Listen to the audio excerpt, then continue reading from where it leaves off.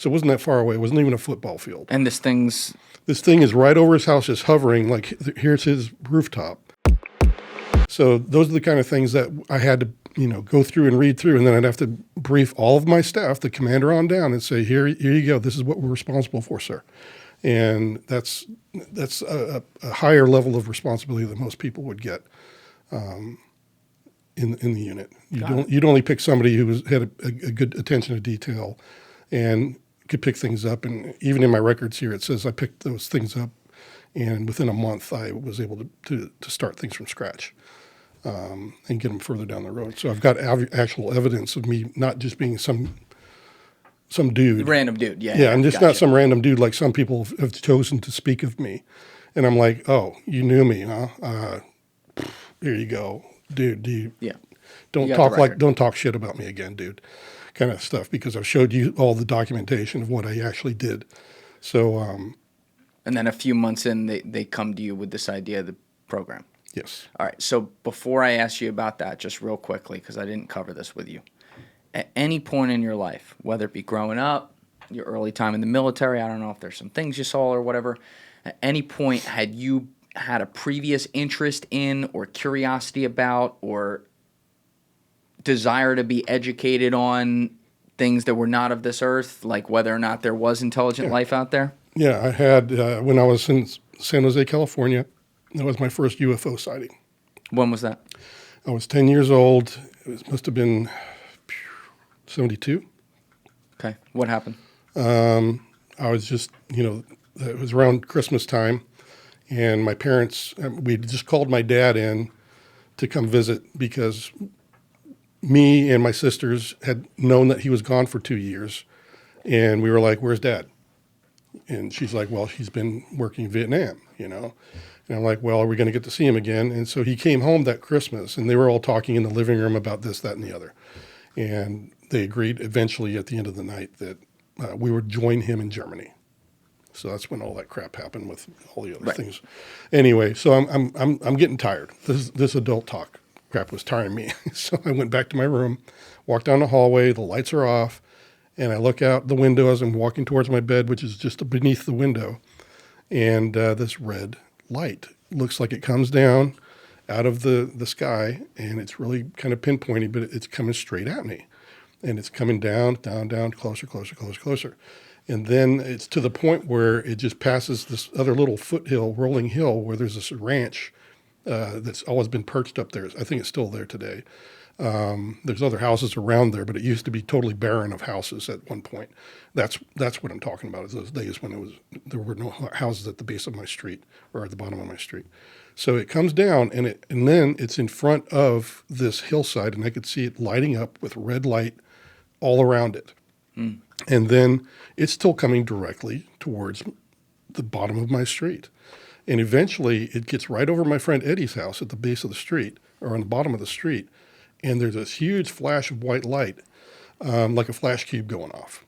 And I kind of, blinked a little bit. But then when I looked, there was this, what it looked like, a drop of mercury. A drop of mercury? Just perfectly silver, smooth. Because my friend's house was only like 3 or 4 rooftops from mine. So it wasn't that far away. It wasn't even a football field. And this thing is right over his house, just hovering, like here's his rooftop. This thing is right in his backyard like this. And it's this shape. It's kind of... How big would you say it was? 30 foot. Oh, 30 foot. Yeah. So this isn't like a little... This was not a little... tic-tac. Yeah, it's not something it's not basketball size. This is big. This is like a camper size. Okay. Yeah, camper-sized vehicle or craft. So anyway, there it is. It's just sitting there, and then it starts moving towards the street because, this is my friend's backyard. His driveway's on this side of the house. There's a lamp post on the end of his driveway because he's got the house at the end of the street that has the lamp there, and so it's moving across. And I'm starting to scream, UFO, UFO. And nobody's listening to me. And they're just like, oh, it's just Jay. He's just whatever. And so I run out into the living room because I'm thinking to myself, that's it. I'm getting my dad's binoculars out of the hallway closet, and I'm going to look really good at this thing. And my mom is the only one. She turns around and he's serious. Look at that. Let him. And she's like, getting up out of her chair to go with me out to the front lawn and start looking at whatever it was I was yelling about. So I'm sitting there peeling my dad's leather case away from his binoculars as I'm running out the door. And we get to the front lawn, me and my ma. And by that time, this craft had gone over my friend's house, and it was right underneath the light at this time, the street light. And it was just right there. Was it making any noise? No noise whatsoever. No noise. Was it close enough to hit it with a rock, or was it further than that? I could probably chuck a rock at it, yeah, because I could throw pretty good.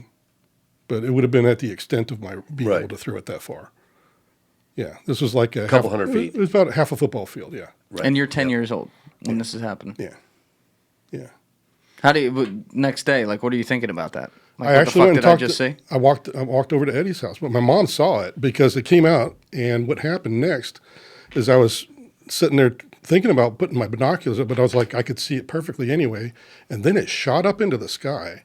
It starts rotating around this other point of light, and this other point of light, they kind of do this with each other, kind of orbiting each other. Then the one I saw stops, and at the exact instant that the one that I saw with my mother stops, this other one just shoots. I can't even keep up with my eyes. It's that quick. I mean, I've seen shooting stars, and this thing was way faster than that, because it just went straight across the horizon, and it was gone. And then the next day I get up and I go running downstairs, down to the, not downstairs, but down to the, my friend Eddie's house at the base of the street. And I just said, hey, Ed, did you hear or see anything funny last night? And he's like, well, yeah, my TV went on and off and I heard this weird humming sound. And I said, dude, there was a UFO over your house. He's like, oh, crap. I should have ran out there. I knew I should have run out there. I was like, whatever. I said, but I told him about the whole thing. And he was like, oh, that's so cool. I wish I'd run out there. So it was just a thing with me and my ma and Ed, But you're young and everything. Like, does this affect your worldview? I mean, that's like... Yeah, actually, the only book I ever bought was Eric von Daniken's Chariots of the Gods. And I got that just because I was interested. At age 10. At age 10. That was the first book I ever read on it. He's still heavy-ass alive. reading. Isn't he still alive? Yeah.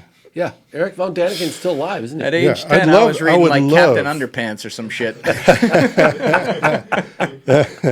But anyway, I really want to meet him too because he's I respect him so much for studying as long as he did and trying to connect the dots in ancient history and everything else. Because that's what opened up in my mind was that maybe there's something there.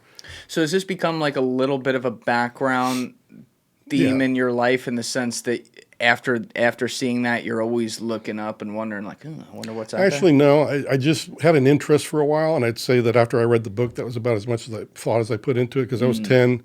I was more into playing football at the top of the street, honestly, or riding my bike and racking myself as I made jumps and wrecking myself on the pavement, that kind of stuff.